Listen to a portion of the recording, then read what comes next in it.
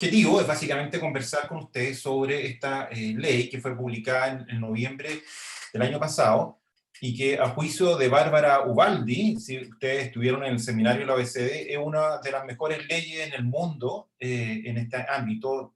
Recientemente el mundo ha estado haciendo algunas leyes de esta naturaleza como Alemania, en 2015 España, o sea, el mundo se está moviendo hacia una obligación de digitalización de sus procedimientos y Bárbara Ubaldi, encargada del gobierno digital de la OECD, señaló que esta es una ley bastante buena, fue bien generosa. Ahora uno empieza a ver la ley y empieza a analizarla con algunos analistas más especializados y por supuesto hay brechas, hay dificultades, como toda ley innovadora y nueva, puede tener algunos problemas y también eso podría ser objeto de la conversación. ¿Alguna motivación inicial para partir? Primero, muy general, o sea, cuando hablamos del Estado, típicamente uno discute sobre las funciones del Estado, y hay una gran discusión, yo diría, ideológica sobre qué debiera o no hacer el Estado, y también sobre el tamaño del Estado, la intensidad del Estado. Podría hacer las mismas funciones con más o menos intensidad, y eso tiene que ver con efectos en la economía, en la macroeconomía, es una tremenda discusión. Pero hay un ámbito que tiene que ver con cómo hace lo que tiene que hacer actualmente, ¿ah? Y a eso le llamamos, o en un sentido más estricto, modernización. O sea, no se trata de discutir en profundidad las funciones, sino que cómo hace mejor lo que naturalmente entendemos que tiene que hacer. Y esta ley se enmarca en ese ámbito. Entonces, yo quiero destacar eso porque no es una ley en ese sentido, diríamos, ideológica, que es muy importante en Chile hacer esta distinción, porque a veces hay resistencia a la modernización porque se mezcla con cuestiones ideológicas. Yo diría que en esto podríamos estar de acuerdo el 80-90% de las personas en Chile. O sea, las actuales funciones tienen dificultades operacionales y de mucho tipo, no solamente operacionales, y esta ley pretende, y vamos a ver si lo logra, contribuir a que esas funciones se hagan de mejor manera. Ahora, si bien es cierto, no, esto se concentra en la capacidad actual del Estado, tiene una gracia muy potente desde el punto de vista estratégico, que habilita a una mejor discusión respecto a las funciones y el tamaño del Estado. Porque si el Estado es mucho más capaz, uno se puede preguntar respecto de qué funciones nuevas puede hacer, o si es mucho más capaz y productivo y eficiente, ¿no es cierto? Tal vez el tamaño del Estado no es tan importante porque puede producir mucho más con lo que tiene. Así que esta ley tiene ese doble efecto a mi juicio. Por otra parte, quisiera decir que esta ley probablemente es una de las reformas más poderosas del Estado estos últimos 100 años, lo quiero destacar porque creo que no se tiene suficiente conciencia respecto a eso. Lo digo en términos de que es muy ambiciosa, es infinitamente ambiciosa, y lo vamos a ver ahora en la charla, pero al mismo tiempo puede tener un impacto enorme y pienso que no hay suficiente conciencia de eso y tal vez un objetivo de esta reunión es que tengamos conciencia del desafío gigantesco de que esto efectivamente ocurra. ¿Okay? Eh, por otra parte, hay que hacer una distinción inicial, aunque la ley tiene un lindo título sobre transformación digital, que es un concepto muy complejo y profundo y más holístico en términos de cómo tú cambias las formas, tus modelos de gestión, en sentido muy estratégico, aprovechando las oportunidades tecnológicas. Esta ley, la verdad es que tiene un objetivo más preciso y que no nos podemos confundir. El objetivo es cambiar el soporte en el que se desarrollan los procesos administrativos. Eso es el objetivo. Todos quisiéramos un Estado completamente transformado desde el punto de vista, por ejemplo, de un análisis de datos profundo, más proactivo, etcétera, y hay que trabajar por eso, y esta ley ayuda en alguna medida a eso, pero por ahora el objetivo, claro, es procesos administrativos, no van más en papel, tienen que estar en soporte electrónico. Ese es el objetivo de la ley. Y también hay que destacarlo, por si no fuera obvio, que es una innovación completa, y lo digo no para destacar es como virtud, sino que decir que como toda innovación, por supuesto se va a encontrar con problemas, en la implementación se va a jugar este partido y efectivamente puede ser que algunas cosas que la ley establezca en este momento sean difíciles de implementar y requiera mucha inteligencia, mucha creatividad, mucha innovación, mucha buena voluntad para que eso pueda ocurrir. Bien. Y otra motivación muy concreta y operacional respecto a la relevancia de entender esto es que la ley establece que comienza su vigencia en el escenario máximo, digamos, mayo del 2021. Se publicó el año pasado, tenemos un año para los reglamentos y de ahí son 180 días para la entrada en vigencia. Estamos hablando de menos de un año y la ley, y perdón que sea reiterativo, obliga a dejar el papel como un modo de funcionamiento de la administración pública. son palabras mayores, estamos hablando de cientos y cientos de años trabajando con papel, y en 11 meses más, esta ley dice que el Estado chileno no va a trabajar de esa manera. Entonces, creo que hay que ponerse las pilas, hay que ver cómo funciona. Obviamente esto tiene una gradualidad y la vamos a explicar, pero en principio, en mayo del 2021, esta ley está vigente en Chile. Ok, vamos al detalle. La ley básicamente hace algunas modificaciones a la ley 19.880, que es la ley base de procedimientos administrativos, que es la ley general que rige los procedimientos administrativos en el país, y hace el cambio esencial es que señala, modifica el artículo 1 y dice, todo procedimiento administrativo deberá expresarse a través de los formatos electrónicos establecidos por la ley, salvo la excepción legal. Eso es lo que establece esta modificación que entra a regir el próximo año.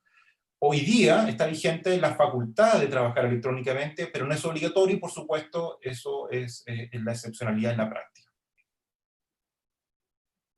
Desde el punto de vista del ámbito institucional, ¿qué instituciones son las afectadas o son, digamos, están obligadas a implementar esta ley? En ese sentido, la ley de transformación digital no cambia lo que establece la ley de base de procedimiento administrativo y, por tanto, son típicamente los organismos del gobierno central, ministerios, servicios públicos, etcétera, incluyendo la Contraloría, gobiernos regionales y, muy importante por la conversación que estábamos teniendo con Claudio recién, también los municipios de Chile están obligados a aplicar esta ley en algunos meses más, salvo que los exceptúen. Y como es obvio, no aplica al Poder Judicial, ni lo necesita porque tiene su propia ley, y en este momento el Poder Judicial está trabajando electrónicamente y no aplica al Congreso.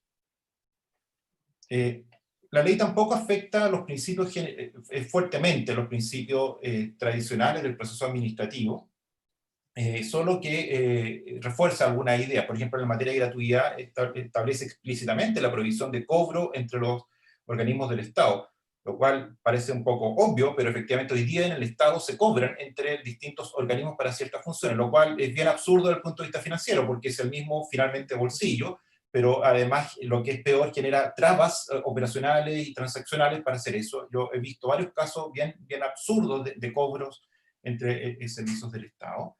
Y si me disculpan, voy a minimizar acá una cinta que no estoy viendo bien.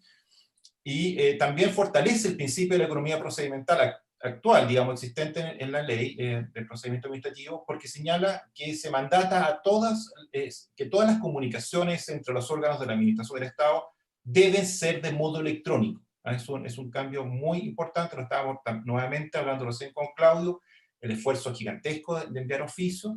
Afortunadamente para eso ya el gobierno digital, sobre todo por el trabajo que hizo Andrés en su momento, ¿no es cierto?, tiene una plataforma que se llama Doc Digital y que seguramente muchos ya la conocen y que va a facilitar la comunicación de cartas, circulares, memorandos y oficios entre los organismos del Estado electrónico para efectos de cumplir este mandato.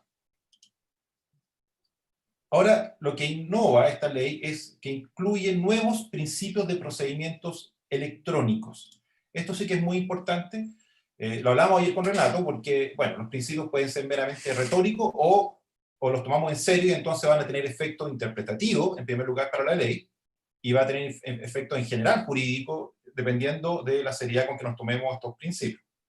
Los principios son neutralidad tecnológica, de actualización de los sistemas, de equivalencia funcional, fidelidad, interoperabilidad y de cooperación. Varios de estos principios están en la ley 19.799 de documento y firma electrónica.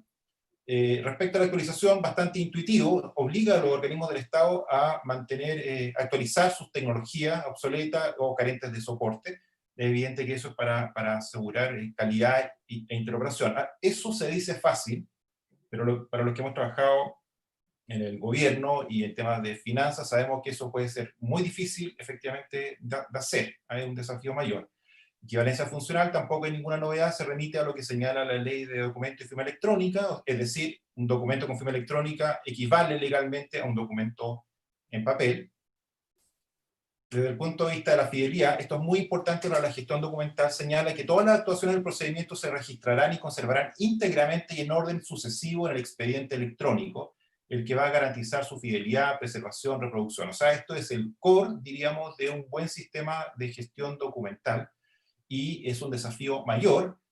Solo, por ejemplo, establecer expediente de un modo transparente y asegurar que se registren de un modo sucesivo los documentos que van ingresando, puede ser un problema importante tecnológico, y que eso además se pueda transmitir de una institución a otra es un problema también mayor. Así que yo diría que este principio hay que tomarlo muy, muy en serio porque es muy desafiante. También, por supuesto, establece el principio de la interoperación, en el sentido que todo lo que se diseñe tiene que estar pensado, ¿no es cierto?, para poder interoperar. Obviamente el Estado tiene que tener estándares en esta materia, servicios, pero las instituciones tienen que hacer un esfuerzo importante en pensar en esta obligación. Aquí en materia de interpretación hay todo un universo de estándares. Yo no soy especialista, pero tenemos vigente digo, un decreto, el 81, ¿no es cierto?, con algunas modificaciones que establecen los estándares documentales para facilitar esta interoperación. Por información que recibo de gente que está en la operación, me señalan que esto es difícil de implementar, igual no hay una estandarización en la práctica. Este es un mundo complicado, pese a que ha sido normado. Pareciera ser que es un desafío importante y sin duda lo va a ser para esta ley también.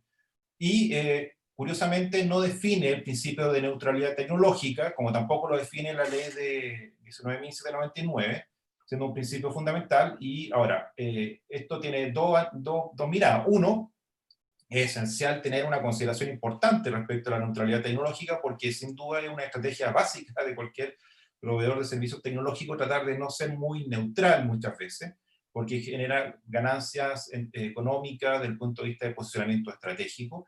Así que hay que tener mucho cuidado, porque seguramente esto es una amenaza importante. Por otra parte, para ser razonable, es muy difícil tener implementado un sistema completamente neutro desde el punto de vista tecnológico, porque no hay alternativa, porque es caro, en fin, o sea, esto también es un desafío desde el punto de vista, yo diría, de la regulación. Lo ideal sería que la institucionalidad fuera capaz de ir generando criterios e ir empujando hacia la mayor neutralidad tecnológica razonable, pero está establecido como principio y parece que dada la dificultad no conviene mucho definirlo.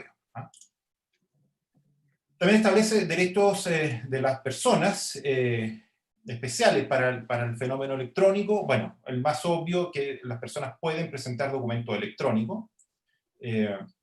Se dice fácil nuevamente, ya antes se podían presentar documentos electrónicos. Por la ley 19.799, un documento electrónico tiene la misma validez y conocemos de muchos casos que las instituciones públicas rechazan esa posibilidad, así que del dicho al hecho puede ser complicado esto. Los documentos electrónicos tienen que asegurar su autenticidad e integridad. Se dice nuevamente fácil, pero hay que ver, digamos, lo difícil que es saber que efectivamente, por ejemplo, una digitalización de un documento en papel, efectivamente es una digitalización válida, es una copia válida de ese documento en papel. Eso puede ser un problema, sobre todo porque muchos ciudadanos con seguridad van a sacar fotos de sus móviles para los documentos que van a presentar, y entonces puede haber alguna dificultad. En la mayor parte de los casos no va a ocurrir, pero en algún caso puede ocurrir que haya una dificultad, una controversia sobre la autenticidad de esa digitalización.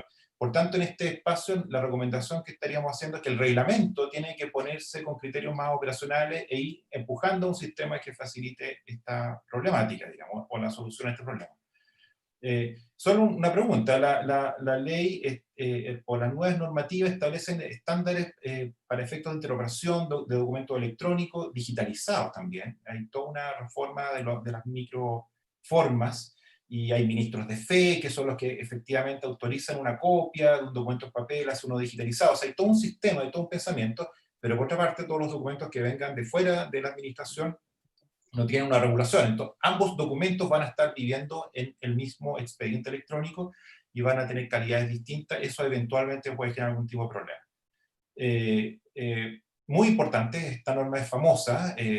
Ya la actual norma de procedimiento administrativo tiene un mandato, ¿no es cierto?, en el sentido que facilita, o más bien excepciona a los interesados a presentar un documento si es que la administración tiene ese documento en su poder. Ahora, lamentablemente no quedó suficientemente bien redactado y los tribunales han entendido que eso solamente obliga a la administración donde se está incubando el procedimiento administrativo, y por tanto no está funcionando, disculpen, en el sentido que se había pensado, es decir, que hubiera interoperación fácil y que uno pudiera usar documentos de otras administraciones. Afortunadamente esta ley se hace cargo y es mucho más explícito en decir que cualquier documento que un ciudadano ha presentado ante otro servicio público puede ser utilizado, ¿no es cierto?, en la institución con la cual uno está tramitando.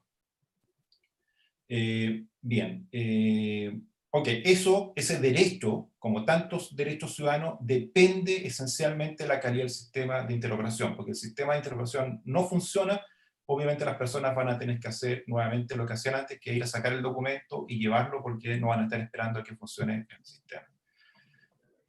Normas de procedimiento administrativo, que son como, diríamos, el core del sistema.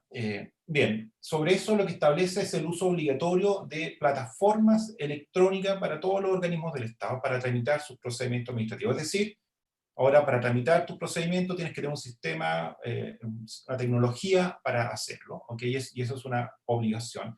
Esto es muy importante porque, por ejemplo, hoy día el instructivo respecto de Cero Fila señala que se está promoviendo, ¿no es cierto?, que los ciudadanos puedan interactuar con el Estado digitalmente, pero no obliga a que la administración pública hacia adentro sea cero papel o electrónica. Esta ley ya definitivamente está estableciendo que adentro tienes que trabajar electrónicamente. Se deben cumplir una serie de estándares, ¿no es cierto? Y además serán estos organismos responsables de la conservación de los expedientes electrónicos. Y en este punto yo me hago una pregunta respecto a los servicios compartidos, porque, por ejemplo, tenemos Doc Digital, que va a ser el sistema de las comunicaciones, y ya está, entiendo que hoy día Doc Digital señala que la preservación depende de la propia institución. Entonces la pregunta que tenemos que tratar de resolver es, bueno, ¿cuál es el sistema electrónico en el caso de las comunicaciones? ¿Va a ser definitivamente Doc Digital o vamos a tener que crear otro sistema, vamos a tener que duplicar sistema? ¿No sería razonable tal vez que Doc Digital sea el gran reservorio de esos documentos? A lo mejor eso no es fácil, en fin, ahí hay una serie de preguntas. Lo mismo con Chilecompra. Chilecompra es un servicio electrónico para el sistema de compras públicas. La pregunta, ¿es suficiente eso? ¿O tenemos que crear un sistema electrónico interno para efectos de las compras públicas? ¿Dónde va a estar el reservorio y la información? Yo creo que ese tipo de cosas hay que empezar a resolver. ¿Por qué? Porque entre otras cosas vamos a tener cada día más servicios compartidos. Bien, es muy importante que la conservación a la que se señala en esta norma sea una conservación que siga los estándares del Archivo Nacional, y vamos a decir algo más adelante, pero no es nada trivial. Sabemos que hay una serie de desarrollos electrónicos que no siguen estándares en este momento desde el punto de vista de la preservación, y el riesgo es que esos documentos no puedan ser leídos en un tiempo más o derechamente desaparezcan, y eso es muy grave. Así que esa conservación debiera seguir esos estándares. Respecto de la disponibilidad, la ley establece explícitamente que las plataformas tienen que estar disponibles 24 horas los 7 días de la semana, y nuevamente me tomo las palabras de Claudio, de la Municipalidad de Panguipulli. Varios municipios en Chile tienen dificultades para internet continuo, ¿ah? O sea, en varias regiones de Chile tener internet habitualmente, eso es difícil, por tanto, esa norma no es tan fácil de cumplir. Fíjense en el tema de los costos. Sobre este particular ha hecho mucho caudal, ¿no es cierto?, Alejandro Barros, ha sido bien insistente en que está muy subfinanciado nuestra ley. Solo quiero decir que la OECD, en la presentación del viernes pasado, señaló que Chile tenía un financiamiento en la ley de transformación digital de 5 millones de dólares aproximadamente, y Alemania tiene para su propia ley de transformación digital 4.000 millones de dólares. Y también hay que agregar que Chile va a partir con esta ley el 2021 y Alemania el 2022. Imagino que no tengo que aclararle a ustedes que seguramente Alemania ya hace harto tiempo tenía estándares de todo tipo y capacidad electrónica muy superiores a Chile. Así que ahí hay que tener mucho cuidado porque estas plataformas electrónicas tienen costos importantes de desarrollo, de mantención, y el tema del financiamiento no está para nada claro. Bien, también, perdón. En comunicaciones oficiales se va a realizar esto a través de una plataforma común, ya lo comentamos, Doc Digital. Los documentos se tienen que remitir entre instituciones públicas, y aquí hay un punto muy importante, porque en el caso de que esa transmisión de documentos e información entre instituciones públicas contengan datos sensibles de las personas, se va a necesitar el consentimiento expreso del titular de esos datos. ¿Okay? Eso cumpliendo estándares bastante generalizados en materia de protección de datos. La pregunta es cómo se va a operacionalizar eso. No es tan simple, porque los estándares para poder validar esa expresión de voluntad son bastante altos. ¿Bastará, por ejemplo, una pregunta, la clave única para efecto de autorizar eso, o tiene que ser un estándar más alto, la declaración, quién la va a hacer, etcétera? ¿Quién va a redactar con precisión esa declaración para que esto sea válido? Bien, avanzamos un poquito más. En el tema de las notificaciones, en dos partes la normativa establece las notificaciones. En el ámbito del procedimiento administrativo señala que una de las primeras comunicaciones que tiene que hacer el interesado dice en relación con enunciar, ¿no es cierto?, declarar un correo electrónico para efecto de las notificaciones. Eso suena bastante razonable, pero la pregunta es cómo conversa eso con el sistema único de domicilio único digital que tiene que hacer el registro civil, que lo vamos a ver más adelante. Asimismo, se deberá manifestar explícitamente Asimismo, se deberá manifestar explícitamente una autorización al organismo del Estado que entregue documentos de información que contenga datos sensibles conforme a lo establecido en el artículo 9 de la Ley 19.628. El artículo 9, la verdad es que no habla de esta autorización, sino que es el artículo 10. Entonces, yo no sé si nos equivocamos al redactar esto o yo no he logrado interpretar bien este punto, pero efectivamente el artículo 10 de la 19.628 habla de la obligación y de la forma en que se tiene que autorizar en el caso de que hayan datos sensibles, pero en cambio esta ley hace una remisión al artículo 9. Tal vez Renato nos puede aclarar ese punto. Bien, avancemos. En general, el tema de notificación es sumamente sensible y los especialistas en materia de procedimiento administrativo y los abogados más especializados en estos temas han puesto una voz de alerta en esto, porque el sistema lo que establece es una innovación absoluta, en términos de que va a haber un sistema de registro de domicilios digitales único que va a tener el registro civil. Ese sistema, entiendo, no está operando, se están haciendo algunos ensayos, algunas pruebas, entiendo, con tesorería, pero es un tema sumamente delicado. Para los que no son abogados, aunque es bastante intuitivo, si no logramos tener un sistema, ¿no es cierto?, que nos asegure que nos están comunicando las actuaciones en un procedimiento administrativo, podemos quedar completamente desamparados desde el punto de vista de nuestros derechos. Por tanto, es esencial que esto funcione adecuadamente. Bueno, también la ley establece qué tiene que regular el reglamento en esta materia, por ejemplo, cómo van a ser, cuándo van a ser efectivamente consideradas, practicadas las notificaciones, cómo se va a obtener la información para el registro, cómo se establece la constancia y fecha, en fin, una serie de detalles bien técnicos, pero que aseguran la completitud del acto de las notificaciones, que en esta oportunidad va a ser centralizado y también electrónico, por tanto, es una innovación mayor y no tenemos todavía un sistema en ese sentido. Ok, nuestra sugerencia en este ámbito, dada las dificultades de asegurarnos que esto ocurra adecuadamente y para darle la legitimidad, estamos pensando en que el sistema debiera considerar información redundante para efectos de las notificaciones. Además de la notificación formal adecuada, debiera, por ejemplo, si establecemos correo electrónico, enviar mensajes de texto, etcétera, tener una actitud muy proactiva respecto a la comunicación, porque o si no, el sistema electrónico pudiera generar problemas de injusticia relevante y por tanto de legitimidad en esta modificación. Además, esta ley, ya vamos a ir un poco terminando la parte legal, establece una serie de modificaciones a otros cuerpos legales. El más importante, yo diría, tiene que ver con lo que dice relación con el Archivo Nacional. En primer lugar, establece que el Archivo Nacional, modificando la nueva ley del Ministerio de Cultura y las Artes, establece que el Archivo Nacional va a desarrollar un archivo electrónico. Esto suena nuevamente simple, pero es bastante novedoso, porque hoy en día hay instituciones públicas que tienen documentos electrónicos, sistemas electrónicos, y el Archivo Nacional no tiene ni la capacidad ni las facultades para recibir esos documentos electrónicos. Y aunque ustedes no lo crean, por ejemplo, la Contraloría hasta hace poco estaba imprimiendo los documentos electrónicos de sus sistemas electrónicos para poder cumplir la norma con el Archivo Nacional. Esta ley cambia eso. Ahora, archivo electrónico quiere decir en el fondo un repositorio de altísimo estándar digital que tiene un potencial desde el punto de vista de transparencia y de buen resguardo de la información del sector público, no solamente el sector público, porque el Archivo Nacional también recibe la información, por ejemplo, de las notarías, y con eso estamos diciendo casi toda la economía del país. Ese archivo electrónico probablemente va a ser uno de los activos de conocimiento y de gestión pública más importantes en el futuro, y desde el punto de vista de la transparencia, como dije, puede tener mucho, mucho valor. Hoy día cada persona pide información a los servicios públicos.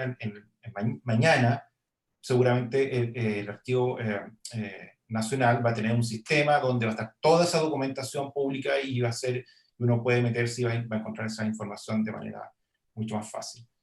También, el mismo sentido, modifica una norma muy antigua, que es de 1929, que regula al Archivo Nacional y que precisa de mejor manera las funciones, en términos de que obliga a la transferencia de los documentos electrónicos y los digitalizados originales en papel al Archivo Nacional, y establece algo muy, muy potente, que permite que esa transferencia ocurra antes de los plazos normales para esa transferencia.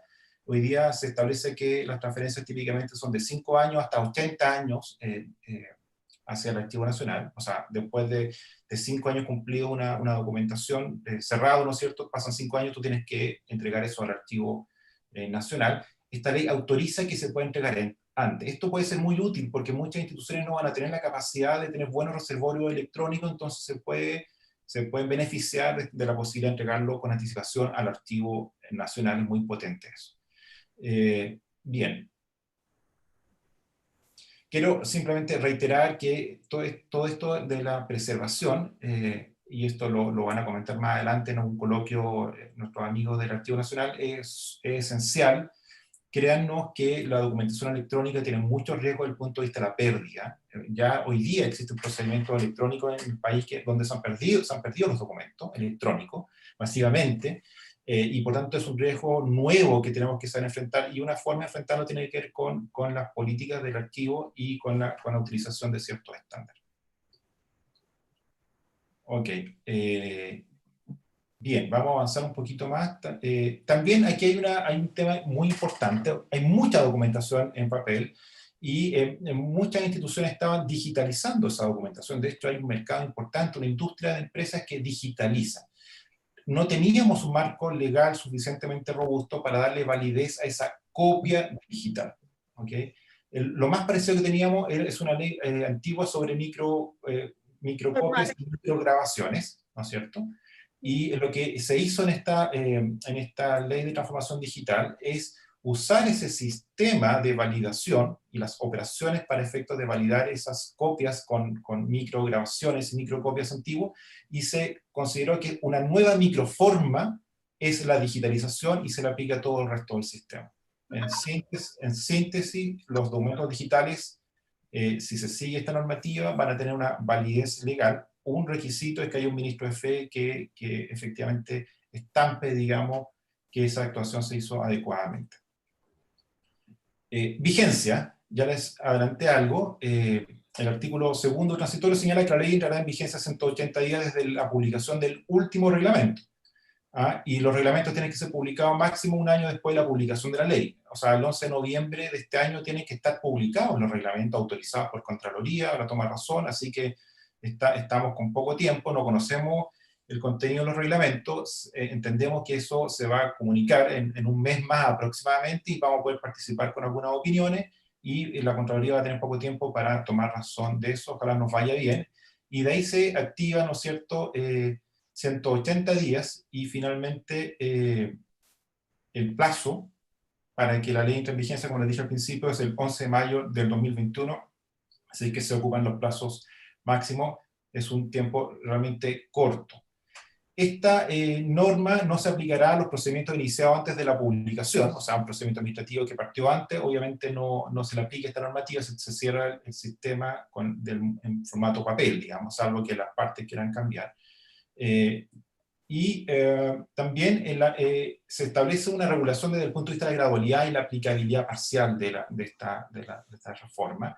Se establece la posibilidad que el presidente establezca en el plazo de un año, ¿no es cierto?, con uno o más decretos con fuerza de ley, la posibilidad de regular la aplicabilidad total o parcial. Dicho en simple, puede decir, ¿no es cierto?, que todos los servicios públicos tienen que aplicar la ley desde el 21 de mayo, y los municipios no la tienen que aplicar, o ciertos procedimientos van a quedar exceptuados. Eso es muy importante porque te va a decir definitivamente si tenemos 11 meses para aplicar esto o tenemos 4 años para aplicar esta ley. En cualquier caso, la gradualidad no puede ser máximo 5 años, y por eso que tenemos el plazo aquí al 2024. ¿Bien?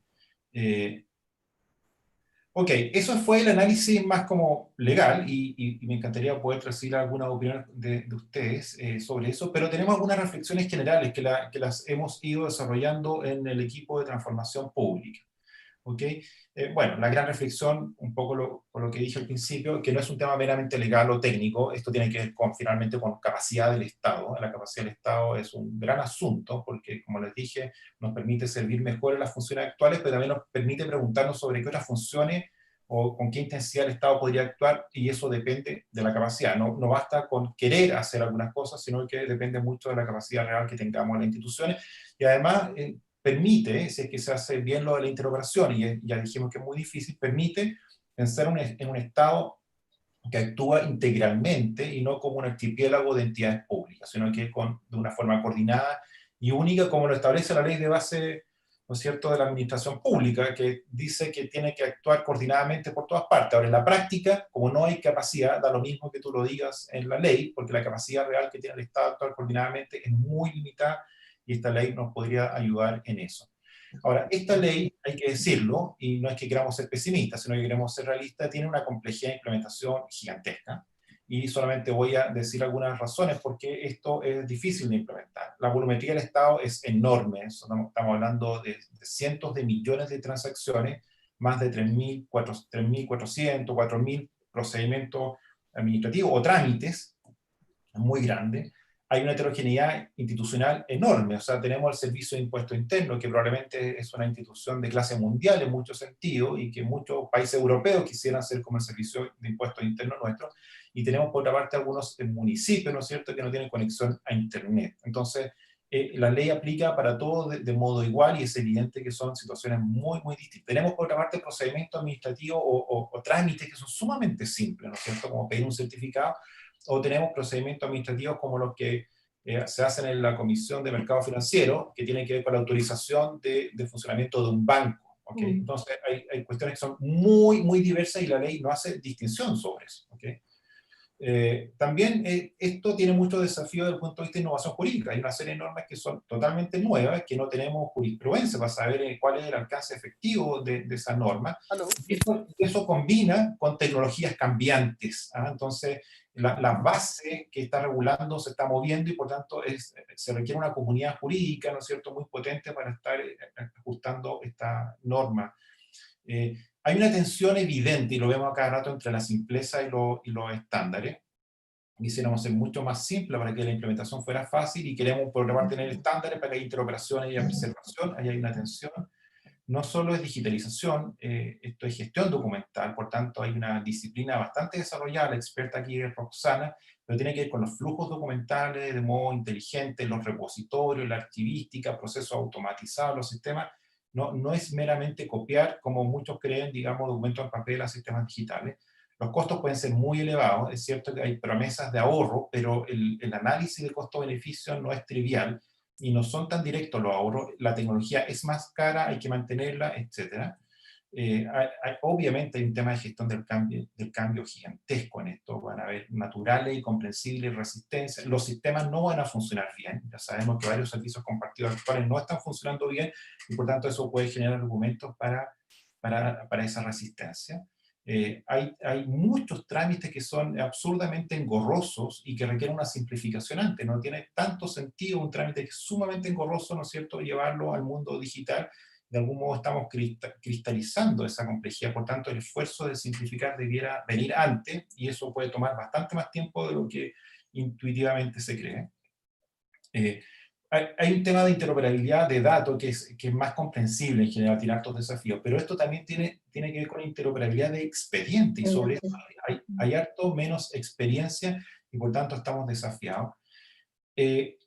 Como ya no va a ser presencial, necesitamos una identidad digital, o sea, necesitamos estar seguros que al otro lado de la pantalla la persona o la empresa es la que dice ser, y eso es un trabajo gigantesco. Se han hecho algunos avances importantes con la clave única, pero los que han estudiado esto saben que los desarrollos de Dinamarca o Estonia son modelos muy sofisticados, requieren una gran cooperación de muchos actores, hay temas de ciberseguridad, de protección de datos involucrados, por tanto ahí tenemos un desafío como país importante.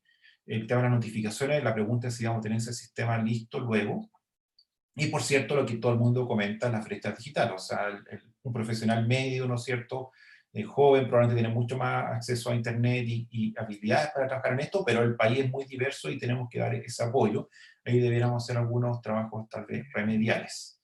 Y, por cierto, también un problema importante es la simetría para contratar, o sea, se está contratando servicios y activos que son bastante complejos y por tanto la capacidad que tengamos de contratar es crítica y esa capacidad para contratar no es fácil. Ok, también el punto del financiamiento es crítico, sabemos que esto es caro y no hay suficiente financiamiento, pero DIPRES tampoco está colaborando suficientemente si no tiene una especialización en esta materia. A mi juicio, ¿no es cierto?, el análisis financiero en esto debería ser mucho más especializado y no colocarlo como un financiamiento general, porque como dije, esto puede tener muchos impactos, incluso ahorros, pero el cálculo de eso no es trivial, y además hay que hacerlo de un modo plurianual, que no es lo normal en el Estado chileno. La transformación digital obviamente es un cambio cultural, y tiene que ver con la innovación en la calidad de los servicios y productividad. Eso es lo que finalmente es lo importante. Todo esto ha sido muy legal y es un análisis muy hacia adentro, pero lo importante es que esto impacte, y podría ocurrir perfectamente, que gastemos dinero, hagamos esfuerzo, cumplamos los estándares, y el servicio entregado finalmente sea un mal servicio. Así que el partido se juega finalmente en el valor público final que recibe el ciudadano y la comunidad, y eso implica también un esfuerzo de diseño y de inteligencia importante. Eh, También tenemos dificultades a nuestro juicio desde el punto de vista de los directivos públicos, la gerencia pública. Hay alta brecha de conocimiento y sensibilidad en esta materia. Típicamente estos temas se los descargan, ¿no es cierto?, los directivos públicos en la mayoría de las instituciones al jefe de tecnología. Y esto claramente no tiene que ver solamente con tecnología, sino que con una aproximación mucho más estratégica y de alto nivel. Y ahí, a mi juicio, tenemos dificultades para contratar gerentes públicos con esa sensibilidad, como por ejemplo Max Santa Cruz o el mismo Claudio Reyes y tantos otros que efectivamente entendieron esto como un asunto estratégico. También debiéramos hacer un esfuerzo importante para colaborar con los proveedores privados, pero de un modo ordenado. Eso no se observa todavía. Tenemos que tener un marco de acreditación tal vez de las soluciones para que se compre con cierta seguridad, y ahí tenemos algunos espacios de mejoría. Y por cierto, viene todo el esfuerzo respecto de conjugar esta transformación digital con la protección de los datos personales y sensibles. ¿Dónde van a estar los datos? ¿En las nubes? ¿Van a estar en Amazon en Estados Unidos? ¿Qué dicen las personas que están activamente protegiendo los datos de nuestro país? ¿Los estándares que estamos señalando en la ley son suficientes o vamos a tener algún tipo de queja? Recordemos que los datos personales en Chile además están protegidos a nivel constitucional, entonces la norma es superior y es muy importante. Y, por cierto, no tenemos una agencia responsable de esto. El Consejo de la Transparencia tiene una función, pero muy débil en esta materia. Por lo tanto, estamos partiendo con una transformación digital sin una regulación suficiente en este ámbito, y eso probablemente va a tener algún tipo de problema. También muy importante, necesitamos una línea base. No sabemos hoy día si es que tenemos el 2, el 15, el 30 o el 80% de las instituciones a puertas de pasarse a un sistema electrónico, y por tanto es difícil saber cuál es el financiamiento y el esfuerzo que necesitamos para poder cumplir la meta, ya sea el 2021 o el 2024. Y todos los temas de inteligencia de datos son un potencial gigantesco, pero no son la esencia de esta normativa. El teletrabajo, que está muy popular también hoy día por el tema de la pandemia, es una derivada de todo esto. Si tú no tienes estos sistemas, difícilmente vas a poder tener teletrabajo. Y son fases finales, pero son fases, digamos, muy atractivas y que van a, como dije, van a ser una derivada de esto. No voy a entrar en este detalle, pero tenemos que empezar a ensayar algunos modelos para aproximarnos más estratégicamente a esto, y esto es una idea muy general, pero cualquier procedimiento de esta naturaleza no es meramente tecnológico, como dije, sino que parte, ¿no es cierto?, por un análisis estratégico, porque esto no, seguramente vamos a tener que repensar algunas cosas estratégicas en la institución, y parte también con algunas simplificaciones del diseño. Hay que mirar las oportunidades que tenemos en el mercado, pero también en los servicios compartidos y también en otras instituciones públicas. Hay instituciones públicas, ¿no es cierto? Por ejemplo, el trabajo que hizo Roxana con la ex superintendencia de banco, que han avanzado mucho, y la pregunta es cómo aprendemos de las instituciones públicas que han hecho bien algunas cosas. Esto son esfuerzos de implementación de largo plazo y por tanto tenemos que ir fijando estratégicamente los grandes hitos y las fases que son factibles y son razonables de ir desarrollando. Destaco el tema de los formularios, porque la mayor parte de la entrada de esto va a ser con formulario, por tanto ahí hay una disciplina específica de formularios, eso no es trivial, y sin duda viene toda la implementación que también tiene sus propias complicaciones. Bien, eso es, espero que haya sido más o menos claro y algo interesante para poder hacer la conversación en este momento. Muchas gracias. Roxana, estás con el micrófono.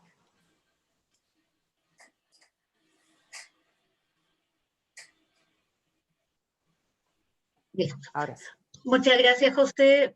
Súper buena la presentación. Tengo hartas preguntas que seguramente se van a ir presentando. Y creo que le damos la palabra a Rafael. También tenemos, o sea, voy a moderar yo las preguntas. Estamos... Perdón, Macarena. Sí, tenemos, aparte de las preguntas que ya ha planteado José, es decir, esto es un campo abierto. De hecho, la idea de esto es que sea precisamente una conversación, porque obviamente acá nosotros no tenemos las respuestas, tenemos muchas dudas, planteamos muchas propuestas también. Con el equipo hemos conversado bastante de esta ley, nos preocupa muchísimo. Y lo bueno es que esto también ya ha suscitado conversación en nuestro propio chat. Estamos muy contentos además porque tenemos 100 personas acá en este Zoom, pero además tenemos como 15 personas viendo en vivo en este momento la transmisión en YouTube. Es decir, este es un tema de alto interés para no solamente para las personas que trabajan en los servicios públicos que estamos de alguna manera involucrados, sino que además para proveedores, para la ciudadanía en general. En fin, tenemos un tremendo desafío que es lo que nos ha planteado José. Claudio Reyes abrió los fuegos aquí en la conversación planteando una pregunta respecto a que la ley de transformación digital sin duda es un gran avance, pero dada la coyuntura, ¿no debería haber un fast track para una serie de servicios esenciales? Pregunta, y pone a modo de ejemplo el IPS, COMPIN, Registro Civil, AFC y todos aquellos que puedan evitar la concurrencia presencial extendible a privados que presten servicios de utilidad pública, entre paréntesis, notarías, bancos y otros. Y a renglón seguido, Marcia Ríos plantea justamente que en el caso de las notarías cabe recordar que son auxiliares de la administración de la justicia y por tanto fuera del ámbito de aplicación de esta ley. Sin embargo, ya existe una tendencia de digitalización en varias notarías mediante autenticación por firma electrónica, de modo que se puede remitir de la notaría al conservador de bienes raíces una escritura para su trámite de inscripción. Entonces, en el fondo, el planteamiento aquí es si pudiéramos plantear algún tipo de fast track de algunos servicios esenciales y que esto podría incluir eventualmente a privados. Ese es un planteamiento que hace Claudio y que también retruca Marcia. ¿Qué quieres opinar respecto a eso, José? Bueno, me parece, como siempre, lo que dice Claudio muy inteligente. O sea, sería obviamente lo ideal, sería lo razonable, concentrarse en los grandes servicios públicos que seguramente atienden al 80% de las transacciones. Y ahora, entiendo que ya se ha avanzado bastante. Sin duda, el IPS, Chile Atiende Digital han hecho algunos esfuerzos en esa materia.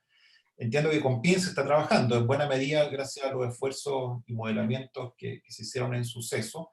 Y Registro Civil lo mismo. Yo no conozco específicamente cuáles son las brechas en esas instituciones, pero sería razonable que además del esfuerzo que esas instituciones están haciendo en términos de digitalización, el gobierno central hiciera inversiones y eventualmente regulaciones específicas, porque como bien se destaca, deben ser el 60 o 80% de las transacciones. Entonces será muy inteligente hacer un foco y no tener, digamos, una estrategia generalizada, sino que segmentada. Yo diría que otros segmentos son los municipios, por ejemplo, por el fraccionamiento, por las dificultades económicas y porque atienden a mucha gente, también debiera haber una estrategia específica. No desconozco si gobierno digital tiene algo sobre eso, me imagino que es muy difícil de hacer y que son desafíos que están más bien pendientes, pero en síntesis sí, o sea, hay que atacar, hay que hacer estrategias de un modo segmentado, los grandes proveedores de transacciones, y por otra parte también los municipios que tienen mucho más dificultades para avanzar por sus propias cuentas, salvo algunos municipios. Y respecto a los notarios, bueno, tremendo tema. Hay un tema institucional, sin duda, ¿no? Son casos raros, son servicios públicos, pero son auxiliares del Poder Judicial, están regulados por el Poder Judicial, pero la verdad es que tienen bastante fraccionamiento como sistema, no son un sistema, digamos, y por tanto es difícil cambiarlo. Hay intereses económicos, pero también hay cuestiones de fe pública, no es trivial. O sea, hay ciertos casos que efectivamente traspasar la fe pública de un acto presencial a un acto electrónico no es tan trivial, y por tanto hay buenas razones para atenderlo de una manera adecuada. Pero sin duda eso también es otro segmento, ¿ah? Porque no solamente afecta al Estado, o sea, afecta a toda la economía, nuestro sistema notarial, y por tanto debiera ser modernizado, y sin duda hay que hacerlo. Yo creo que no sé si es que eso lo tiene que hacer el Poder Judicial, el gobierno. Bueno, es un tremendo tema y seguramente de los más complicados. Efectivamente, es un temazo el tema, y en particular la interacción con todos estos auxiliares, porque no es solamente las notarías son un auxiliar de los servicios públicos. Hay un montón de... Conservadores, tenemos conservadores en distintas partes del país. El de Santiago obviamente es más moderno, pero el resto del país no es tan moderno, y son el sistema registral básico, la propiedad de la empresa. No tenemos, por ejemplo, solo para destacar un caso, no tenemos un sistema que nos permita saber quiénes son los dueños de las empresas en Chile. El último dueño no lo sabemos en Chile. Tenemos una opacidad de la economía en general, porque no tenemos un sistema fácil de acceso para saber quién es el último dueño, el último socio de la sociedad que es dueña de otra sociedad, etc. Y eso genera muchos problemas desde el punto de vista de corrupción, de tributación, de transparencia, y es porque no tenemos un sistema. Eso, a mi juicio, debiera avanzar hacia un sistema como el registro civil. Principalmente, sí, decía que principalmente ocurre esto porque el diario oficial no te obliga a publicar los roots de los socios. Por lo tanto, no hay una llave con la cual hacer seguimiento a las empresas. Y eso oscurece todo el problema de identificar conglomerados económicos.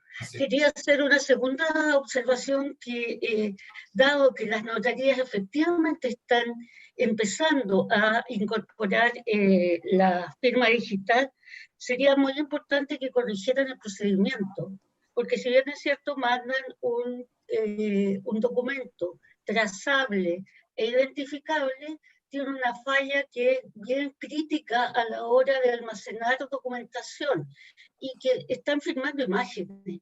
Por lo tanto, cuando nos llega un documento de una notaría, tenemos que hacerle OCR y crear un segundo archivo para poder indexar ese documento. Entonces hay detalles técnicos que, dado que están empezando a hacerlo, hay que corregir. Interesante. Interesante. Efectivamente. Bueno, tenemos otras preguntas. Por ejemplo, Christopher Reyes nos plantea si la ley dice algo sobre el desarrollo de sistemas propios para gestión documental, o de correspondencia en las instituciones, o de intercambio de sistemas entre servicios para facilitar este desarrollo. Algo mencionaste, José, pero creo que habría que profundizar tal vez un poquito ahí. Dicho de otro modo, ¿esta ley promueve la cooperación entre servicios públicos para facilitar el desarrollo de las herramientas tecnológicas necesarias? Un tremendo tema que plantea Christopher aquí. Súper en corto, o sea, la ley establece que cada servicio tiene que tener actuaciones electrónicas, y para eso tiene que tener plataformas electrónicas. Eso es lo que dice. ¿Okay? No te dice si lo tiene que desarrollar adentro, si lo tiene que... O sea, hay un espacio probablemente de distintas estrategias que faciliten eso, y cuál será la estrategia adecuada va a depender de cada caso. ¿Okay? Va a haber una combinación de servicios compartidos, desarrollos propios, etc. Me imagino que los municipios, por ejemplo, podrían tener servicios compartidos en todos los procedimientos estándar, un sistema de recursos humanos, de finanzas, el mismo sistema. ¿Okay? Así que hay más de una alternativa. Y sobre la cooperación, la ley establece la obligación de la interoperación. O sea, no es simplemente, no es que lo promueva, tú estás obligado a organizarte de tal manera que tenga que entregar datos e información a otros servicios públicos. Ahora, como dije, eso depende de la capacidad que tengamos de tener un sistema de estándar y tecnológico de interoperación real, digamos. Eso no depende solamente de las instituciones públicas, sino que seguramente servicios compartidos en ese ámbito. Claro, ahí, Christopher, no sé si puedes complementar, puedes enmudecer o sea, activar tu micrófono, porque justamente a lo mejor tu planteamiento no tenía que ver solamente con el hecho de la interoperación, que es como lo evidente que debería ocurrir en el caso de la cooperación, pero tal vez planteas algo más profundo que la mera interoperación. Hola, buenos días. Efectivamente, profesora, el asunto tenía que ver algo más que la interoperabilidad. Pienso, por ejemplo, en el caso de INAPI, el caso de transformación, de modernización que ellos realizaron en materia, por ejemplo, de trámites, en materia, por ejemplo, de digitalización de archivos. Y, por ejemplo, no sé, pienso en el caso de un servicio como el ISL, por ejemplo, si tuviese la posibilidad o quisiese realizar un proceso de digitalización de documentación o de gestión de correspondencia y cosas por el estilo, que fuese y quisiesen, por ejemplo, recurrir a la experiencia de otros servicios, en vez de, por ejemplo, no sé, gastar en una licitación millonaria con una consultora, con una empresa informática, y quisieran, por ejemplo, ellos desarrollar sus propios sistemas. ¿La ley facilita ese tipo de desarrollos? Gracias, Christopher. O sea, la ley no es que facilite, sino que promueve jurídicamente, no esta, sino que la ley de base de la administración del Estado establece por todas partes que el Estado tiene que actuar coordinadamente pensando en la eficiencia, en el buen servicio. Así que son prácticas sumamente protegidas jurídicamente, si tú quieres hacer eso. El tema es que hay que saber hacerlo y poder hacerlo, digamos, y eso más que legal es un tema de gestión. Tal vez ahí lo que hay que hacer es que las subsecretarías, por ejemplo, tengan una capacidad de liderazgo para coordinar los servicios públicos y que puedan coordinar entre ellos. Eso yo entiendo que se intentó hacer justamente con el Ministerio de Economía y el INAPI.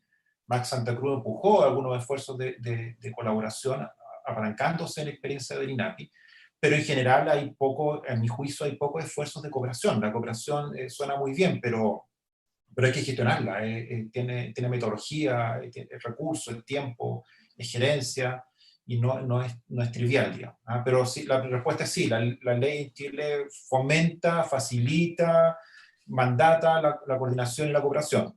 De ahí a que eso ocurra es complicado. Perdón, ¿Sí? un ejemplo. Dentro de los próximos coloquios está el caso de la colaboración que hay entre la base de datos de Chile, de la Biblioteca del Congreso, y los fallos de la Corte Suprema, que es un proyecto sumamente interesante, que lo presentaremos, creo que en septiembre lo tenemos programado. Y creo que ese tipo de ejemplos puede ser muy interesante para aplicar en otros servicios públicos. Perfecto.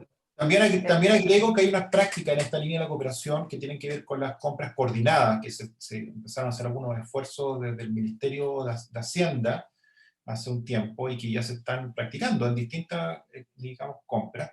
Ahora, eso es esfuerzo, porque como se ha discutido en algunos casos, a algunas instituciones les conviene más y a otras menos. En algunos casos, coordinarse implica retrasar tiempo y tal vez perder ciertos beneficios de actuar solo. Y por tanto, es gestión. Finalmente es gestión. Eso es. Sí, y ahí creo que uno de los riesgos también es que ese tipo de acciones puedan ser realmente de coordinación efectiva y eficiente en términos de tiempo, porque muchas veces lo que nos ocurre, y de hecho alguien lo plantea, Rodrigo Rebeco, para salvar el tiempo que llevan los convenios, porque uno de los grandes problemas que tenemos en términos de la cooperación al interior del Estado tiene que ver con esto de requerir convenios por cada una de las acciones que se va a realizar. Si uno no hace suficientemente amplio un convenio, tiene que hacer otro convenio después para poder hacer alguna otra acción. Y eso efectivamente también burocratiza un montón de las acciones de coordinación que a veces uno quisiera hacer más rápido, pero bueno, no se puede. Seguimos con los comentarios. Claudio también hace otro comentario, dice: a mi juicio la estrategia de modernización del Estado está débil en circunstancias que debiera ser un eje central del plan de reconstrucción post-pandemia. nos falta un ente rector, entre paréntesis, neutro, no político, que más que la ley de transformación digital la lleve a cabo, nuevamente con apoyo de organismos multilaterales. Y ello inserto en una estrategia integral de modernización del Estado. Si algo ha quedado en claro en esta pandemia es que necesitamos un mejor Estado, no necesariamente más grande, pero sí más eficiente y más robusto. Un tremendo comentario que nos hace Claudio, que no sé si está por ahí, si quiere complementar algo, pero tal vez está con la oreja puesta en dos cosas simultáneamente. Aquí está Claudio. Sí, no, aquí estoy, Macarena. Bueno, la verdad es que tiene que ver un poco con algo que dijo José, ¿no es cierto? Que en este momento el enfoque fiscal está muy orientado a reducir el costo en el corto plazo, pero sin duda una digitalización del Estado requiere inversión. Nos ocurrió a nosotros, nos costó varios millones de dólares, los ahorros vienen después. La tasa interna de retorno del proyecto es positiva, pero como todo proyecto de inversión, tiene 2 o 3 años de inversión en los cuales los flujos son negativos. Por eso digo que tiene que estar inserto en una estrategia más bien global. Yo soy muy escéptico de la palabra modernización. La hemos usado durante muchos años y Sí. estamos aquí donde estamos. Creo que tenemos que ponernos un benchmark. Para mí un benchmark interesante son gobiernos o países como Nueva Zelanda o Canadá, donde la estrategia de modernización y de digitalización es parte integral de este proceso. Ya es tiempo que lo hagamos y no tenemos que esperar otra emergencia como esta para que volvamos a tener un esfuerzo en algún avance en esta materia. Sin duda, gracias Claudio por tu comentario. Vamos a la siguiente pregunta. Mariana habla de uno de los problemas más grandes que tiene el Estado, corresponde al celo del funcionario que no quiere compartir información, sobre todo con reparticiones públicas de otros ministerios o servicios. ¿Tiene esta ley alguna innovación que permita salvar el factor humano en este sentido? Aclara diciendo que piensa que la creación de bases administrativas con uniformidad de criterios, por ejemplo, en términos de contener una plataforma única para desarrollar algún servicio específico. Entonces, el tema del factor humano es un tremendo tema, en particular cuando hablamos de procesos de gestión de cambio, y eso lo sabemos todos los que hemos vivido procesos de ese estilo. ¿Hay algo que plantee realmente la ley en ese sentido, José? No sé muy bien cómo responder la pregunta. Yo creo que obviamente la ley no es capaz de resolver todos los desafíos, es un marco general de actuación, y sin duda el factor humano va a estar muy presente. Entonces eso obviamente nos lleva a la idea de que esto es un cambio cultural y de esfuerzo de gestión del cambio y de liderazgo y de conversaciones de este tipo, etcétera. De, por ejemplo, promover una gran visión, ¿ah? ¿Cuál es el cambio final? ¿Cuál es el impacto final? Esto no son meramente cuestiones administrativas.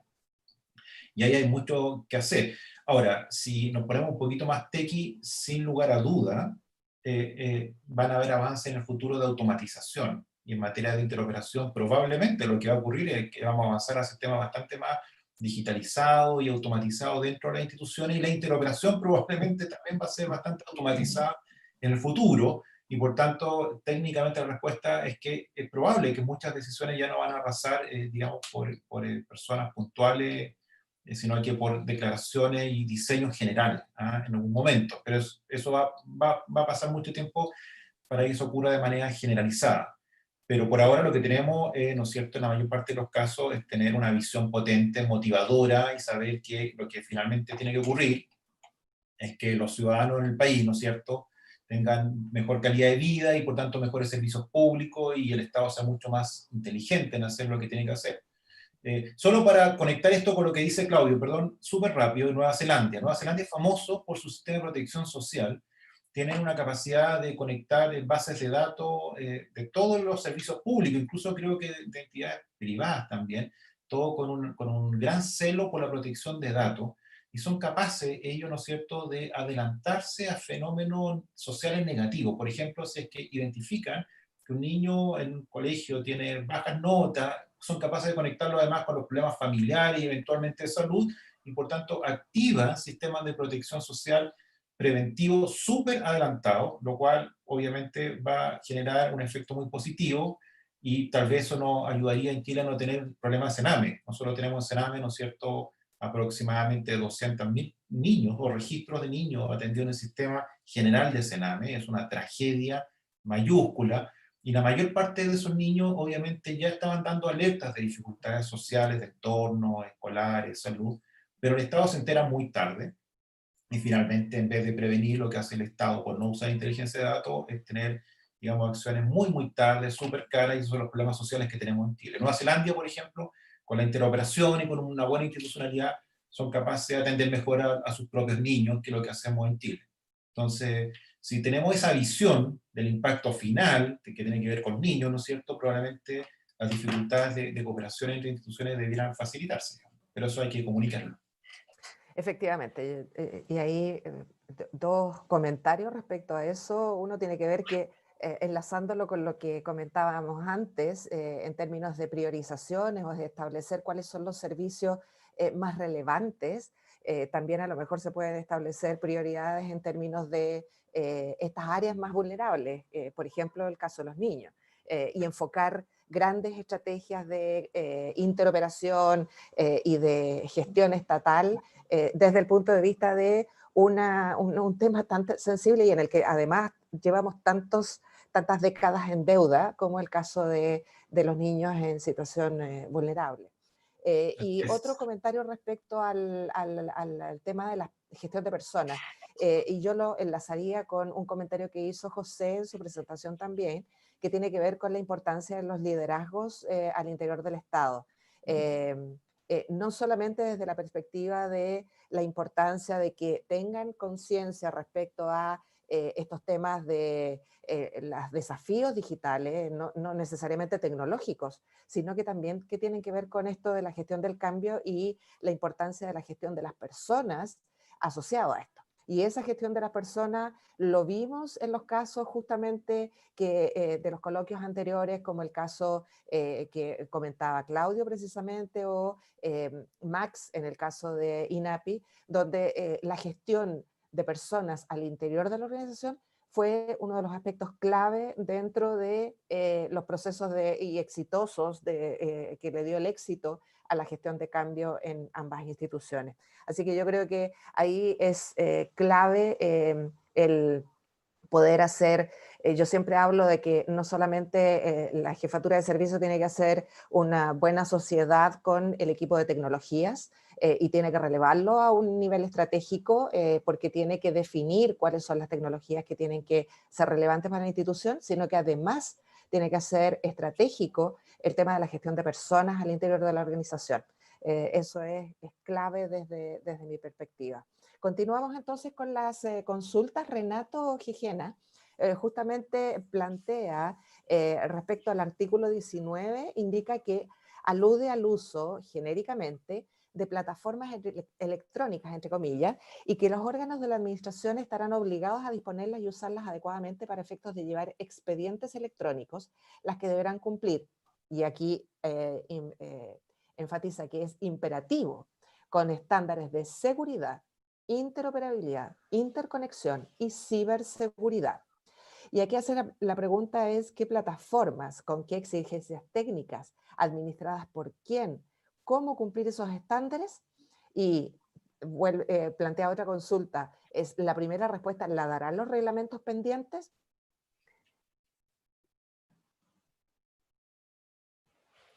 No, bueno, tremenda pregunta y planteo de Renato. O sea, Sí.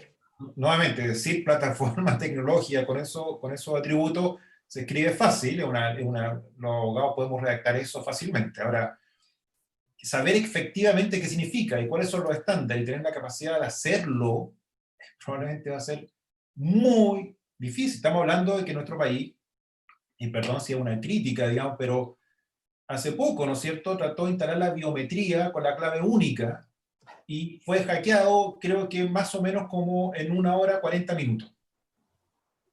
O sea, ese es el estándar de Chile en este momento.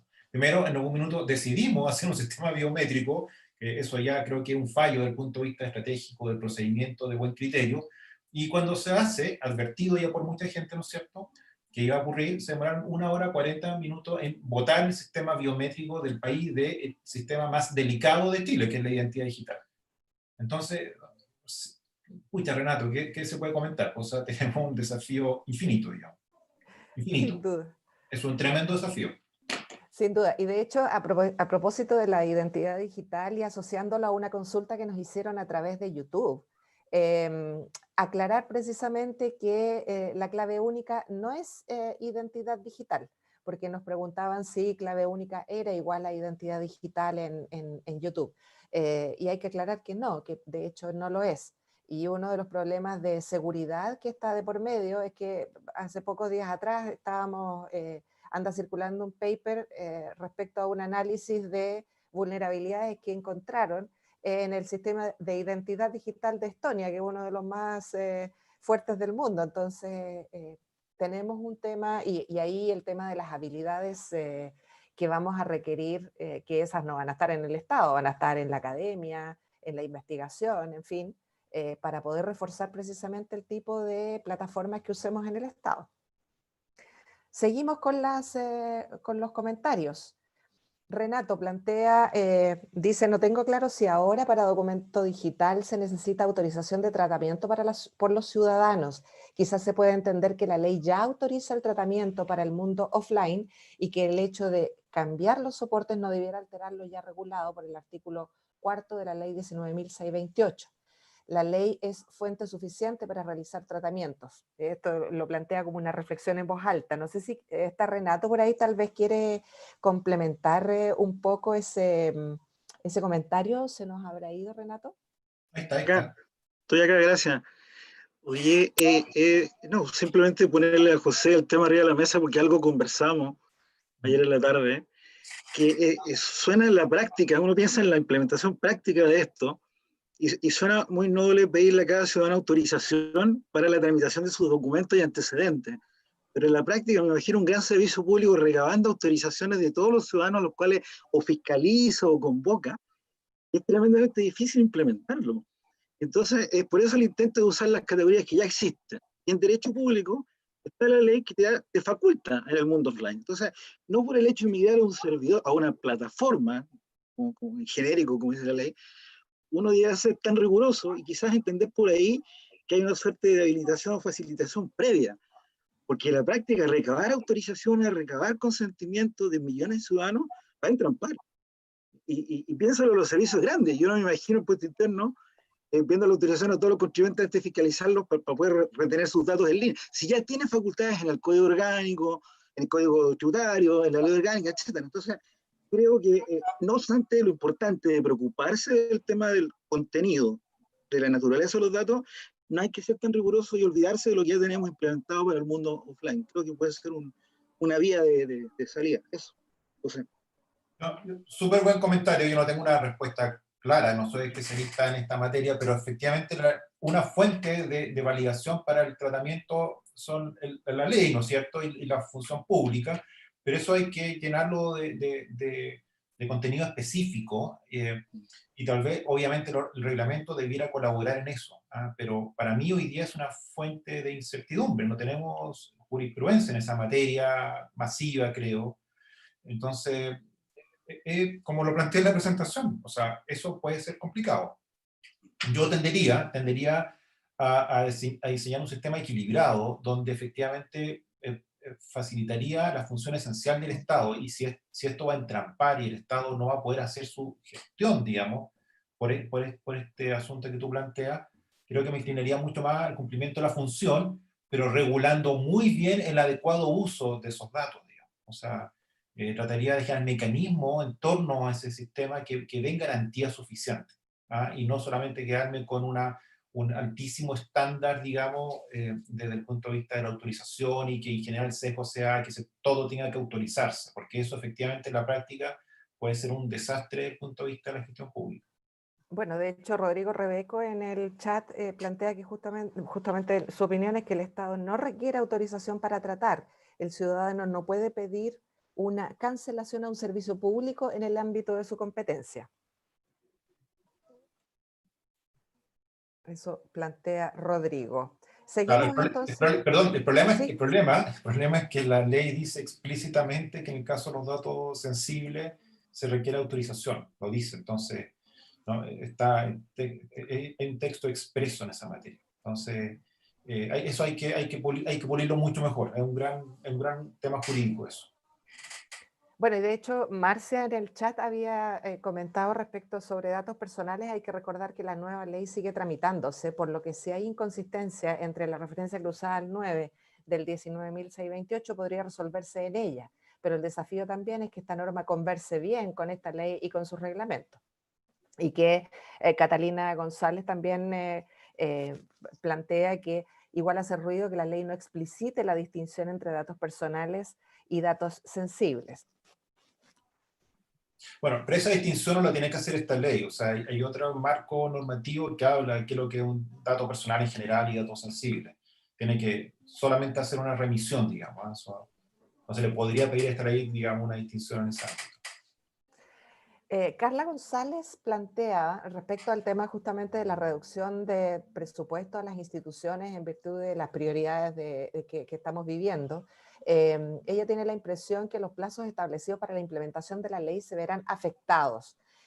¿Se ve probable alguna modificación al respecto? Yo creo que no, yo creo que lo que va a ocurrir es que simplemente los decretos, ¿no es cierto?, de los que hablamos, van a establecer una gradualidad máxima. O sea, si hasta hace 2 años atrás pensábamos que la mayor parte iba a tener que subirse, un porcentaje importante, yo creo que eso se va a minimizar. Yo creo que se va a establecer que un porcentaje muy grande de los servicios públicos, y obviamente la mayor parte de los municipios, vayan a tope al 2024, digamos, y se va a correr eso. Y el próximo gobierno probablemente va a evaluar eso y se va a encontrar que eso tampoco se va a cumplir, probablemente, y va en ese momento sí a hacer una prórroga legal, como le ocurrió a los españoles que obviamente llevan mucho más tiempo que nosotros trabajando en esto, con la ley 39 del 2015, ellos establecieron un plazo creo que al 2018, y modificaron eso y se corrieron 2 años más, digamos, para cumplir ciertos elementos de la ley de transformación digital de ellos. Entonces los españoles lo hicieron, yo apostaría que eso va a ocurrir en Chile, digamos, ¿ah? Pero por el momento creo que eso no va a ocurrir, simplemente la gradualidad lo va a empujar al 2024. Sí, yo creo que ahí vamos a... tal vez hay que ponerse claros en términos de prioridades y no pensar que vamos a llegar al 100% en 4 años en todos los servicios, a todo nivel, incluyendo municipios, que era lo que conversábamos al comienzo. Claro. Justamente en el chat también planteaban respecto a qué pasaba con las nuevas gobernaciones regionales cuando desaparezcan las intendencias, que es otra institucionalidad que aparece ahí. Se les va a aplicar esta ley, digamos, son objetos de esta ley. Perfecto. Christopher Torres también plantea que hace ruido el escenario que se puede dar dentro de los servicios cuando se producen brechas necesariamente al interior de las unidades de un mismo servicio. Y pregunta qué esfuerzos se pueden realizar para asegurar que el avance de la transformación digital sea homogéneo dentro de los servicios. No, eso nuevamente es gestión, digamos, o sea, eso no conozco. Imagino que en los servicios grandes puede haber dificultades, digamos, de eso. En los municipios también sé que hay algunos sistemas que están en algunos procesos, ¿no es cierto?, muy específicos y que el resto de los procesos no tienen ningún sistema. Eso puede ocurrir, pero me imagino que en el mundo ideal uno debiera tener gerentes muy inteligentes, directivos muy inteligentes, que son capaces de pensar una visión y son capaces de pensar una arquitectura y de una forma homogénea, ¿no es cierto?, pensar al servicio público. Creo que eso es poco probable que ocurra en la mayor parte de los casos, y lo más probable es que hayan aproximaciones muy pragmáticas y que se vayan a la grande volumetría y que sean atendidas de alguna manera, ¿no es cierto?, tecnológicamente. Y eso va a generar seguramente heterogeneidad al interior y va a dificultar probablemente cambios más estratégicos y homogéneos en el futuro, porque va a haber una aproximación probablemente muy, muy pragmática. No descarto, por ejemplo, que muchos municipios, como ha ocurrido hoy día, contraten servicios de paquete, digamos, tecnológicos, probablemente muy baratos, y que después va a ser muy difícil cambiar, va a ser muy difícil salirse esos contratos, como en la práctica ha ocurrido en salud y en los municipios, que han contratado servicios de muy mala calidad y que algunas empresas han logrado tener grandes coberturas, por tanto grandes economías de escala y por tanto, ¿no es cierto?, precios bastante difíciles de desafiar, y por tanto nos quedamos capturados, digámoslo así, por un par de empresas en los municipios o en los sistemas de salud, que es una tragedia en Chile. Hoy día, esto es un riesgo importante respecto a esta ley. Podría perfectamente ocurrir que algunas empresas lleguen primero, ¿no es cierto?, y empiecen a vender de un modo muy eficiente, por precios baratos, algunas soluciones pragmáticas. Eso hoy día puede ocurrir, es un tremendo riesgo, en el sentido de que el costo va a ser la calidad, la estandarización, eventualmente la interoperabilidad, la preservación, en fin. Y por cierto, va a ser difícil mover esa empresa en términos de calidad porque va a haber una posición estratégica muy difícil de desafiar, digamos. Hacer el cambio es difícil, pillar a otras empresas que tengan servicios de precio adecuado va a ser difícil. Ojalá me equivoque, pero la información que tenemos hoy día apunta a que eso es lo que va a ocurrir. Eso ha ocurrido en los municipios y en salud, y hoy día no tenemos acciones concretas para modificar esa tendencia. Entonces, es un riesgo importante. Perdón, Macarena. Felipe quiere hacer un comentario, Felipe Vera. Sí, de hecho iba a pasar justamente él. Muchas gracias. Hola José, gracias. ¿Qué tal, Felipe? ¿Todo bien? Una consulta de base y una final. Respecto a la ley, José, ¿qué tan flexible, qué tan dinámica y qué tan líquida es la ley y toda la jurisprudencia que engloba ella para adaptarse en cierta medida y lo más rápidamente posible a coyunturas, arquetipos técnicos, que mejore continuamente la ley y la ejecución de esta en los 4 años? Porque obviamente no se está abarcando todas las especificaciones, es imposible. Se puede hacer esos cambios lo más rápidamente posible dentro de lo que la ley lo permite. Y el final, ¿cómo medimos? Y eso ya no tiene que ver con la ley en sí, con la jurisprudencia. ¿Cómo medimos? ¿Cuáles son las fuentes de beneficio para estos 4 años, desde tu punto de vista, José? Respecto de la flexibilidad de la ley, no es una ley, digamos, detallada en términos de estándares, más bien es genérica, establece principios, funcionalidades, ¿no es cierto? Y yo diría que los principios y las grandes funcionalidades son las que nos van a orientar en términos de neutralidad tecnológica, de la fidelidad, digamos, de los sistemas, en fin. O sea, yo creo que no es una ley en ese sentido dura, si tú, usando un poco tu idea, o sea, es una ley bastante razonable en términos generales. Tiene otros problemas, que es cómo llegar a la práctica, ¿no es cierto? Pero es un marco más bien general y deja bastante al reglamento. Así que por eso es que es importante que conozcamos los reglamentos que van a salir y entre todos, ¿no es cierto?, tratemos de mejorar esos reglamentos para que tengamos un buen sistema. Respecto a la medición, ¿qué te puedo decir, Felipe? Estamos muy mal, porque ni siquiera estamos midiendo hoy día qué instituciones están efectivamente avanzando en la transformación de los procedimientos de papel a electrónico. No, yo no sé, no conozco ninguna estadística sobre eso. Se pueden hacer algunas aproximaciones. Sabemos que los grandes servicios tienen bastante avanzado, ¿no? Servicio de impuesto interno, qué decir, digamos, etcétera. FONASA, uno puede ir a los 4 o 5 servicios y probablemente hacer un estudio específico y medir ahí y saber cómo está, y sabemos que ellos representan la mayor volumetría. Pero ya respecto de los impactos finales de esto no tenemos nada, y por eso sugería que la dirección del presupuesto generara una capacidad específica. Esto no puede ser tratado como cualquier política pública o como cualquier gasto presupuestario. Esto es muy distinto y tenemos que saber dónde estas inversiones están rindiendo. Por supuesto. Y no es difícil sacar no es fácil sacar esa cuenta. No es una contabilidad simple, es una contabilidad que tiene que ver con un análisis, diríamos, en red o sistémico, porque seguramente claro, alguna eficiencia en algún punto, los beneficios no se pueden medir en ese punto, sino que seguramente el beneficio va a ocurrir en otros puntos del Estado o de la sociedad, como el caso del Sename que estaba planteando. Si optimizamos los servicios de información del Sename, los beneficios se van a medir con la información y la experiencia del Sename puntual, o lo vamos a medir desde el punto de vista de la integración social, la delincuencia, los problemas cognitivos masivos del país.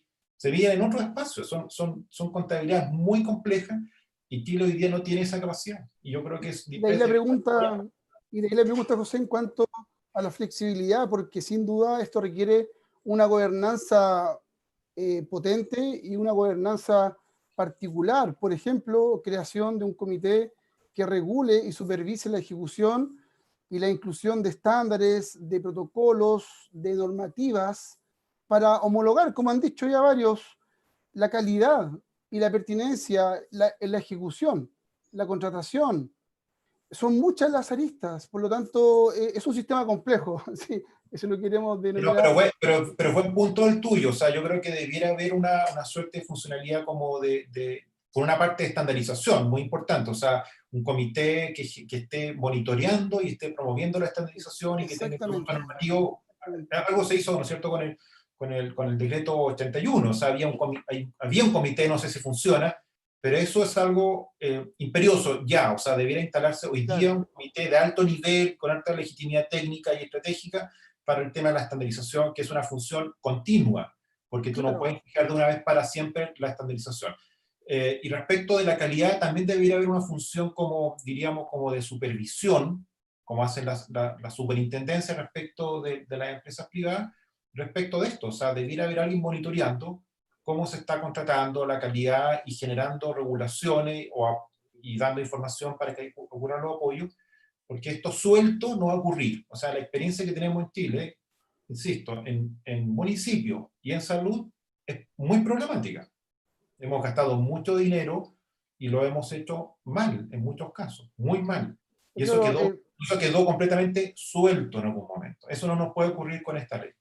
En estos momentos yo creo, perdón, un comentario que es bien importante. Esto no es un tema de tecnología. A mí me gusta ese planteo que tiene Mario Lara del Poder Judicial. Es un tema de cambio de procesos. Y si una institución, antes de empezar un proceso de digitalización, no se saca el escáner completo y mira cuál es su realidad, cuáles son sus procesos, cuáles son sus necesidades, a qué tiene que responder a su cliente interno y a su cliente externo, nunca va a poder definir una necesidad tecnológica, porque se van a dejar llevar por lo que le diga el que tenga mejor capacidad de venta, ¿ya? Entonces, y en eso también quiero responder a Christopher. Creo que hay una experiencia bonita en el caso del Poder Judicial, porque ellos llevan desde el año 2000 en esto. Son múltiples equipos trabajando simultáneamente. No es un equipo de desarrollo, son varios. Es una institución enorme, tiene 12.000 empleados, muchos y muchas aristas. Y por lo tanto, aprender de esa experiencia donde hay una tremenda capacidad de coordinación de acciones y que han ido puliendo en el tiempo, pues es como uno de los mejores ejemplos que yo he visto. Ahora, en instituciones más pequeñas como la de Claudio, el Suceso, o la mía, es más fácil porque uno puede dominar más rápidamente cuál es el espectro. En las grandes, con muchos segmentos distintos, ahí anda el problema.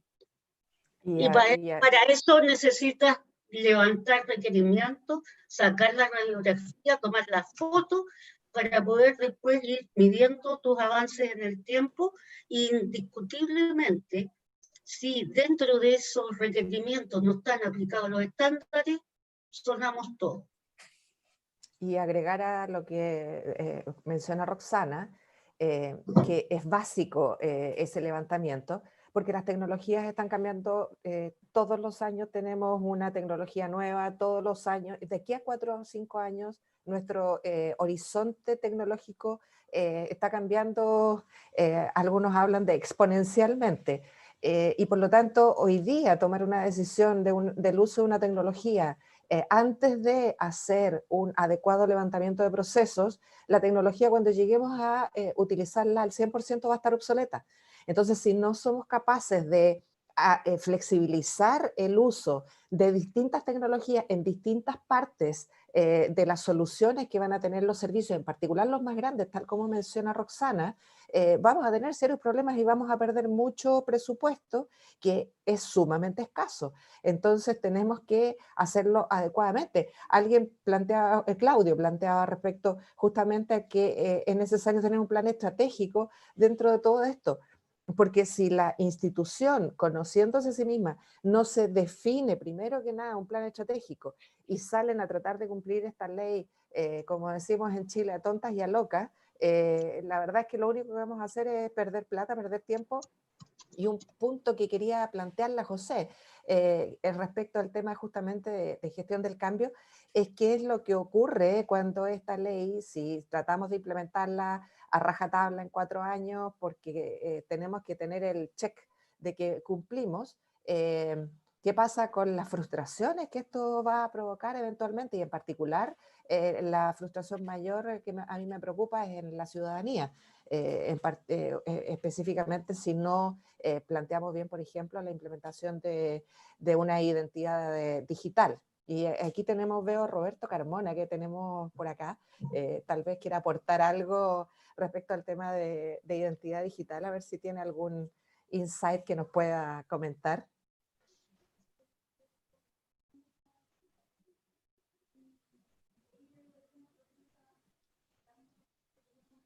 Hola, muy buenos días. Buenos días. Yo me vengo cambiando hace poco de unidad. Antes estaba efectivamente en informática, donde se creó la unidad de transformación digital. Dentro del registro civil, por si acaso. Su servicio de registro civil e identificación. Exactamente. Se empezó a trabajar en este nuevo proceso que ya fue publicado, de hecho, hace un par de días, de la aplicación de la cédula y pasaporte. Termina el proceso en papel recién en diciembre.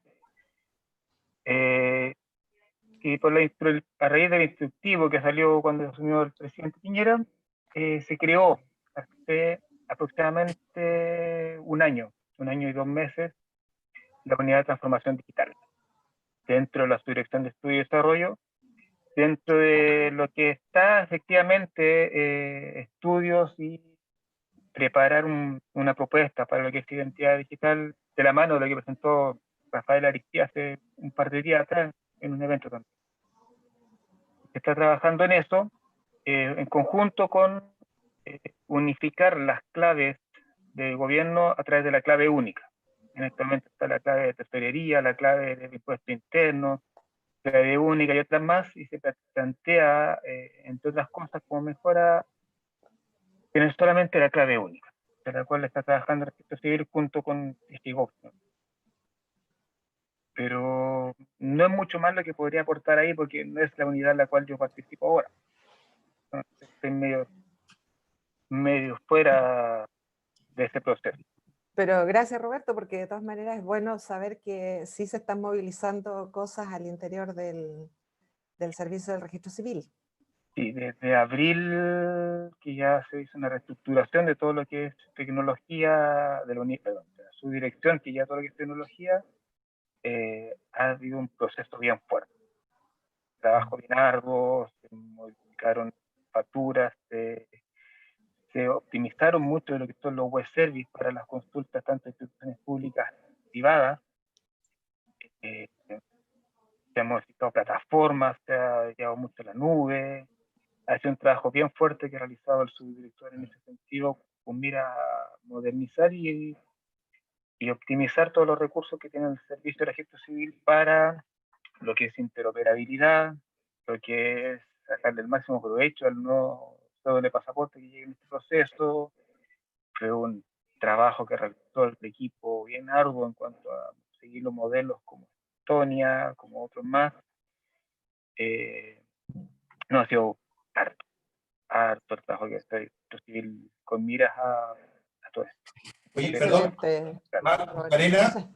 Sí. Sí, no, solo fortalecer un poco el comentario de Roberto, que yo creo que no somos suficientemente conscientes como comunidad de ciudadanos. O sea, nosotros asociamos el registro civil como un conjunto de oficinas donde se piden certificados y se va a pedir, no sé, la cédula.